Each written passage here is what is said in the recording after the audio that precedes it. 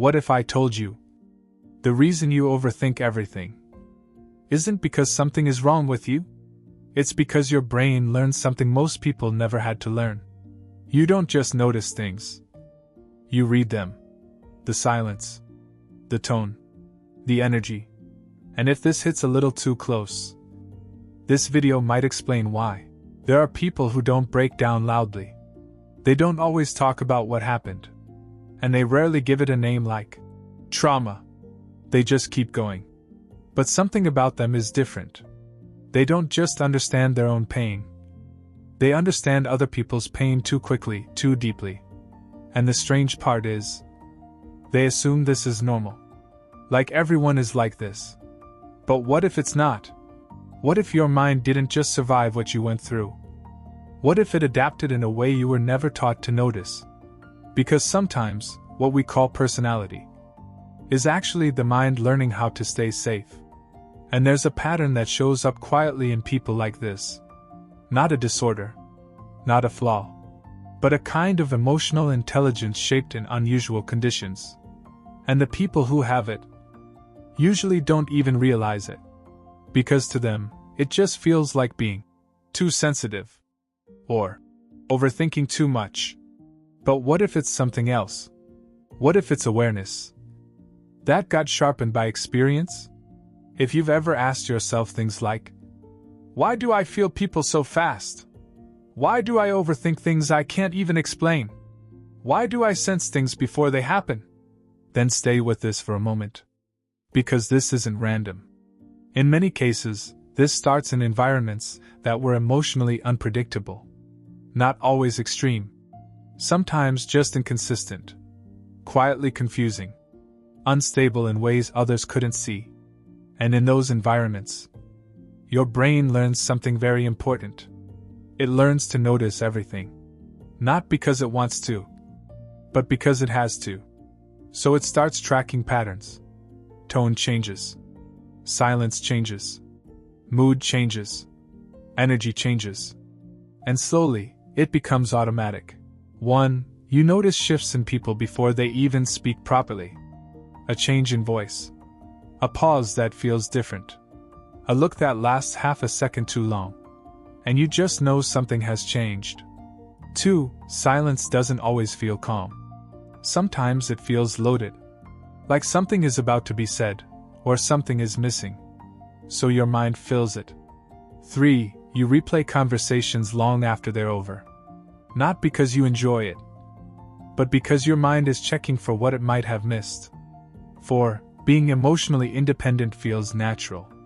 Not because you don't want support, but because depending on others once felt uncertain.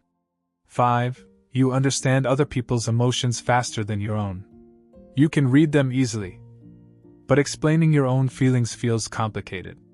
And at this point, many people start thinking, I'm just anxious.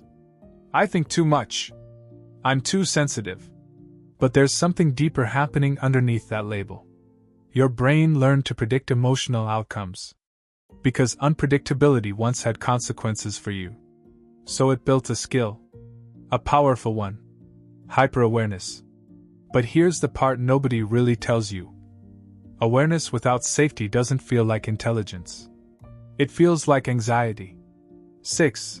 Even in safe environments, fully relaxing feels difficult. Not because something is wrong, but because your system is still waiting for something to change. 7. You may feel drawn to emotionally intense situations or people. Not because you like chaos, but because calm can feel unfamiliar, almost suspicious. 8. You often explain yourself more than necessary, just to make sure you're not misunderstood. Because being misunderstood once felt costly. 9. You can sense tension in a room instantly. Even when no one says anything. Even when everything looks fine on the surface. And 10. There's a feeling that's hard to describe but very real. Like you are too much in some moments, and not enough in others. Too emotional. Too aware. Too intense. But also somehow never calm enough. Never normal enough. And living with that contradiction quietly shapes how you see yourself. But here's where the shift happens. Because none of these traits are random flaws. They are adaptations. Your mind didn't choose them. It built them to protect you in situations where clarity didn't exist. The problem is, what once protected you can continue even when you no longer need it. So you start using survival skills in peaceful situations. And that's where confusion begins. Why peace feels uncomfortable. Why calm feels unfamiliar. Why your mind keeps scanning even when nothing is wrong. But the moment you start seeing it like this, something important changes. Because awareness creates distance. And distance creates choice. Not the choice to shut yourself down. Not the choice to become less sensitive. But the choice to slowly retrain your mind. To remind it. Not every silence has meaning. Not every pause is danger. Not every emotion needs decoding. There is a version of you underneath all of this noise. That doesn't need to stay alert all the time to be safe. Just to exist. Just to experience life without constantly analyzing it. And maybe the real realization is this. What made you this aware once helped you survive. But what helps you live now might be learning how to finally feel safe without always being on guard.